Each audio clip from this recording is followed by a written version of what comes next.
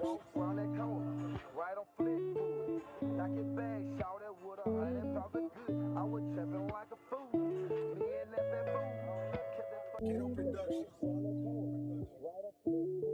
We want you to go and sell it inside of your community. Fuck that. Don't sell it inside of your community. Listen, we're just gonna give it to you. With identification, we know what's up. And he takes that now. That's partners with the city of Atlanta. We do this big event where we're like, hey, we're doing a Nourish the Community event. And we've had a lot of young people have things donated to them. And the point of this is we want you to now come buy it off of them. So come just get your water bottles from here. Literally, nigga, I can sell it for the same price. But the thing is about that, people aren't gonna buy it for $2.99. They're gonna buy that bottle, like 32 pack for $5. They'll buy it for $10. They'll buy it for $25. Because of who they're buying it from. That's why we gotta find them an avenue. We need an avenue for them to legally be able to sell those bottles. We need somewhere that they can go set up or something like that. Because that's real. If we can get a company to donate some water to them, that's actually like a financial contribution. So if we can get them some way where they can legally, not even legally, it doesn't have to be legally. I just need them to be able to where you can sell these bottles and nobody's gonna be able to take the money from you or arrest you. I honestly don't care. I think the way that's gonna be the simple way is just us throwing an event. So we throw an event because they can't stop us from throwing an event. Just like any rally that we do. So we throw a rally and we have the kids there and the whole rally is inside of their honor. Everybody knows they're coming here to support the water boys. And so they come out, they buy. And matter of fact, and I would have it set up in a way that's so directed to make sure that they profit is like there would be a rally going on, but at the same time they would be on a corner street where we can also be having a drive-through system for people who don't want to come at the rally but just want to come support and buy the water bottle. Yeah, that's so you feel me? And we just have somewhere they wiping it down. We just pack to go. Y'all get it to go. Y'all eat it in. Y'all get in the water to go. So they got a table on the street. Right. They got a table inside where you go. Hey, look, all your boys out. The dudes. Right. Whoever the dudes are, bring all your boys out there. Like you got boys working the side of the table where people is chilling, like they want one water bottle. Yeah. You got people that standing like they need this. Like you got people running, getting crates, bringing them to you. Right. Set up a business, set up a system. Like get it going, bro. Go ahead. And bro, from there, you literally have, and this is what we did with the Juneteenth event. You have this business right here, this business right here, this business right here, this business right here, all black owned, right? And they all just set up tents. And now, all these entrepreneurs and stuff that came here, we're all now talking to each other, getting each other's numbers and figuring out how we can work together. We understand the type of causes and issues That's how you keep them from getting in trouble. Right. And bring out more people to sell other stuff. So it's like these kids, you're trying to tell them not to sell water bottles, but then you're gonna tell them not to go sell drugs. Like, what are you doing? You're stupid. You understand? Like, what are you doing right now? That's why I can't fathom it. Because I'm like, they are entrepreneurs.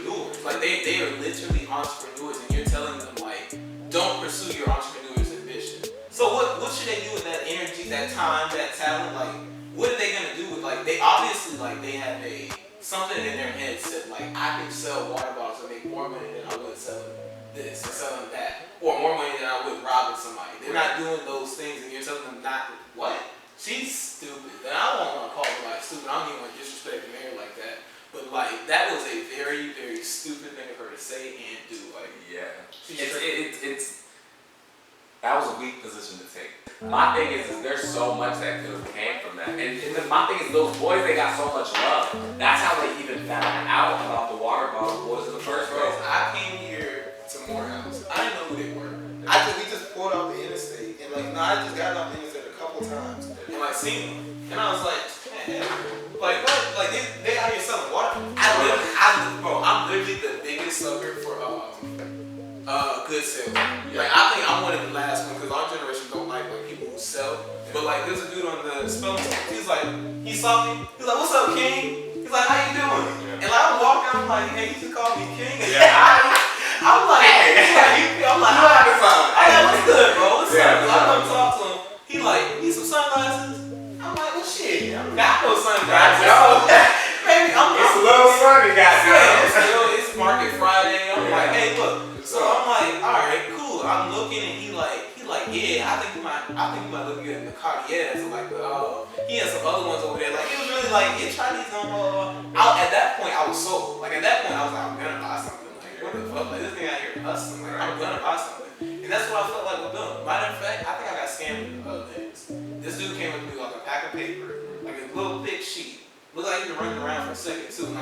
boxes on it, like name, address, like donation. Like, had a little football team thing on top of it. Now, granted, I'm sure they wasn't taking the money out and just sent them and going and buying football equipment for the football year. But look, I'm stupid. And I'm in the ball and I'm like, oh, These kids need I got you, fam.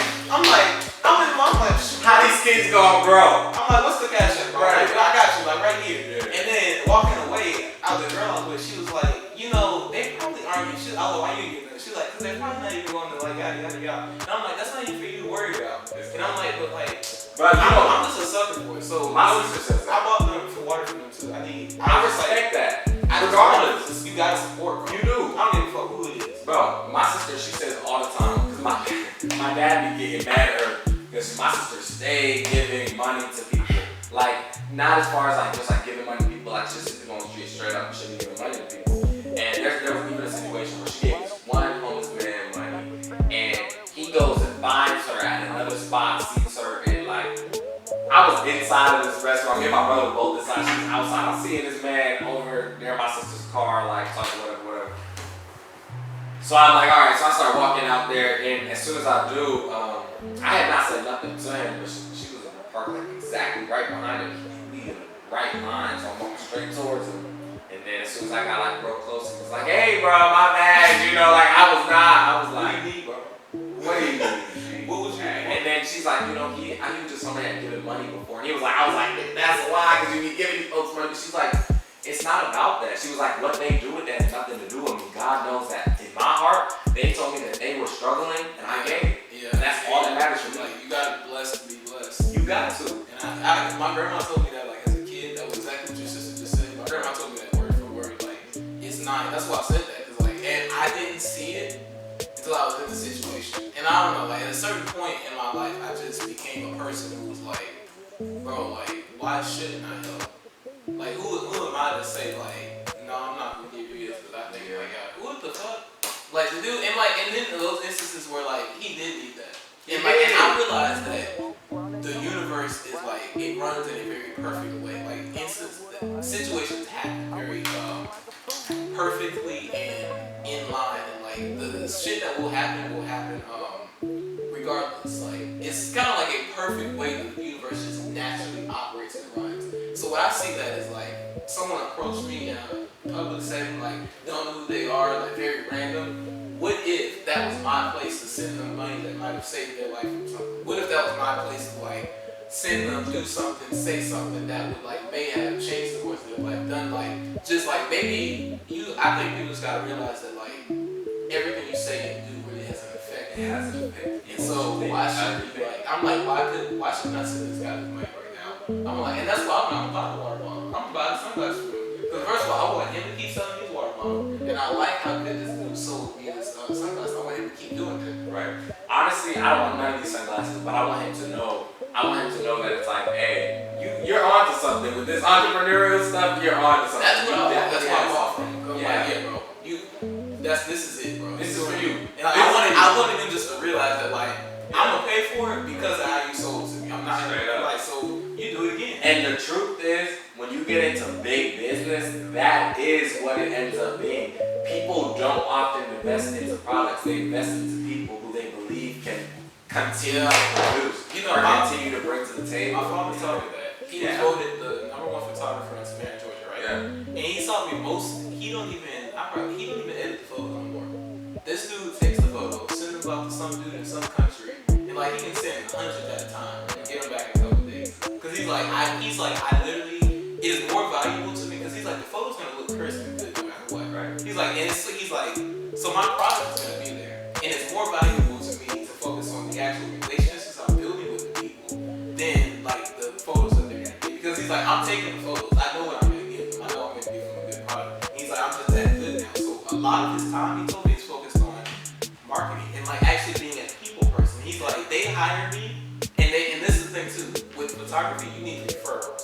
You get married, all your friends are probably gonna get married in the next 2 years. Yeah. All of them are gonna need photographers. So if you are a good enough photographer at their wedding, then he's a wedding photographer primarily, but he does like other shoots. But like, if you're a good enough photographer at their wedding, then you're gonna say like, oh my gorgeous though.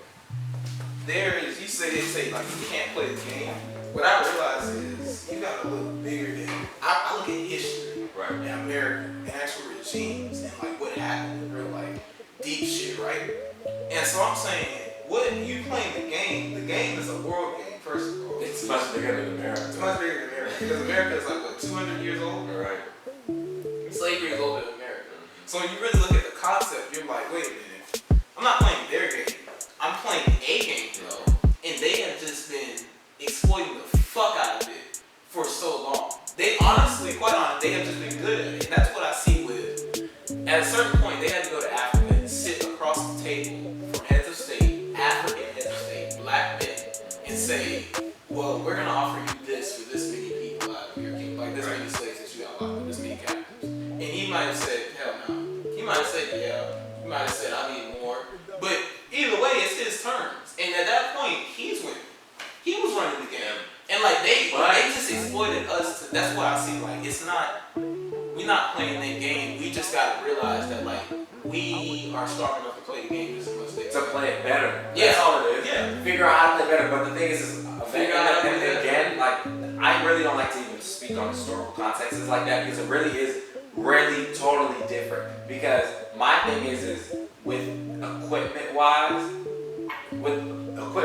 and just who's backing them, whether you say yes, you can take this check or I can kill you and take them regardless. Do you feel me? They really didn't have a choice. It's just some of them, and the thing is a lot of us Well, yeah, I gotta speak tread lightly with that because I realized at a certain point there wasn't a choice. They just came and took them. Yeah. But then at a certain point in history, I realized that like they sold no, they were definitely some of them that was like, hey, I know a whole plantation. like I swear, like that happened. That shit definitely happened. I'm not gonna cap like them niggas wasn't capitalists. Right. That's but that's it's just important that we remember like why those things need to happen. It's because, and this is where we come back to how he was maybe playing the game because he knew that nigga Dante said no and they kill him regardless. But they're I'm gonna gonna take this check. Like I'm gonna take this because they kill him regardless. Give me horses and guns and rum and all this shit. Right. And I give you the slaves that we just locked up from some other prison, some other country in Africa.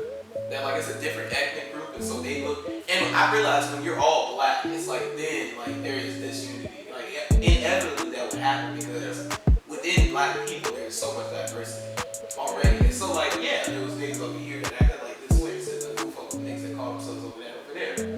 Simple. Like that's how it happened. So The white people added extra shit and they they just just got house crazy. and field days and it's like what? It was always I see though, we literally I watched another documentary about who was kings and queens, and I realized that so many people in the world have been. This is what I realized: war is something that has happened in the world for so long. Like every leader has ever done is like conquer this person, steal their shit. Like Egypt, I've learned that Greece stole it, Athens stole it, Persians they stole some of Egypt. In Italy, they stole some of Egypt. Everything, first of all, started from Egypt. Greek philosophy is Egyptian philosophy, straight up. And so I just kept looking, and I'm like, and when you look, every time there's a war, what do? They go and they steal knowledge. They take books, they take gold, they take silver. They don't just take the money. They want shit that actually has. Because your cash in your country really ain't valuable to me when I plunder your fucking country. So it's like, man, fuck the money. Give me that gold that's gonna be worth the same. And honestly, give me the books. When it comes to that knowledge, bro, that's so facts. But they would have the type of wealth. Sometimes they're not even taking the books, but notably, isn't it so funny if you look back in history, they always burn people's libraries. Yeah. Look at any historical writing, they always burn their libraries, their biggest library. And it's like, why do you do that? That's when you look at. That's why I read a book, Stolen Legacy, about like how Greece stole so much from Egypt, and there's actually historical context and facts. Alexander the Great conquered Egypt. Then the Alexander Library, whatever. Where did those books come from? Where did you get all those books? And this is another thing with Greek philosophy. Socrates, Plato, and those Aristotle. What they were teaching in Greece, they were all sent out of Greece. One was executed and the other two flee. Why? Because Greek did not accept the fuck that what they were were talking about. What they were talking about was seen as foreign in Greece. So I'm like, foreign? How could it be foreign to Greece if y'all created that? And look, if y'all created that, how did your whole society not accept it? Right. This is weird. So you got it from somewhere else and you brought it back. And you tried to like push it off. And they was like, nigga, if you get the fuck out of here, what are you talking about? But they knew it was Egyptian. They knew back then it was foreign. And then when you look at the historical context of all of those guys, it's like, there is no, it was like, there was stuff that Socrates talked about. They said Plato taught him, but Plato never talked about it. And it's like, how could a philosopher teach someone else something that they have known ever? No, bro, no. Y'all didn't write this shit. It's too much, and that's even scholars have said like when they read some of their notes, they can tell like you didn't write this, you took notes from something. Yeah. They all the time they said like, yeah. Like nah, bro, you took notes. So what were you reading? Come on now, you was reading some black books. Let's not talk about it. Like what I see is like, so that's what has happened historically. Like so many times, I just see the power moves. America had a 200-year run. Not to say like, hey, we actually gonna tear it down right now, but I see the fact that like shit drops. The Soviet Union was fucking fat. Like what was that? When was the Cold War? In the 60s? Yeah, I think so. I think it was in the 60s. Yeah. That was what, 40 plus 20, 80 years ago? Yeah. Damn, 80 years ago? Damn. Wow. Almost 100 years ago. Yeah, but like seriously, like 100 years ago, Russia was an entirely different country. Come on now. And it's like, if you think about it, it's like, that's really not crazy. Native Americans used to because you talk about there's people 100 years old. Easily, a lot of people that are 100 years old nowadays. Things change, feelings change, people change. Right. Oh, that's fucking crazy, bro. Like, shit just don't change. Look, Native Americans ran this land before America came on board, because Columbus came over here and funded it. And decided like, I'm going to take it. So, I don't know. At some point, I thought about, and I don't even know what all this is, but I definitely thought about, why don't we just sign another Declaration of Independence? What's stopping us? But who is going to It's the land. I know, it's land and money. Because it's actually sustainability. Because if we sign that independence, then I realized, and this I've thought about it, I went through the thought process. When they signed this independence, they had shops. They had like, oh, my buddy's not loyalist, he's a patriot, he owns the butcher shop, I can go to him and get my meat. So I can declare independence from America, from the country, from the crown, because I don't have to go to a crown source facility necessarily to get what I need. Like Pennsylvania, like it wasn't run like straight by the crown. That's something that those white folks had. It's ownership over the land that it was in. They were descendants of the crown essentially. They was like, nah, we want to do this, like, and we own it now, so fuck y'all. And they was able. So if we couldn't declare independence because I can't go to the black grocery store. If I need food after I declare independence, I can't go to fucking Walmart. Yeah. Because it's debatable though. Actually, now that I think about it, because why couldn't I go to Walmart? As a foreigner. Well, my thing is, and then also, well, no, I'm independent as a citizen, but non-citizens go to Walmart all the time. So I mean, essentially, we still be putting money in, but at least we're fucking independent. I mean, that would start something. That's actually true. But at the same time, they're non-citizens that have what, like a visa here, or they have a working visa or something. There's something that they paid for. So why can't we be a sovereign state? It sounds crazy. Where though? You want me to be honest with you? I honestly thought about it, and I think Elijah Muhammad said, give us like Southeast America. And I was like, you know what? Give us Georgia,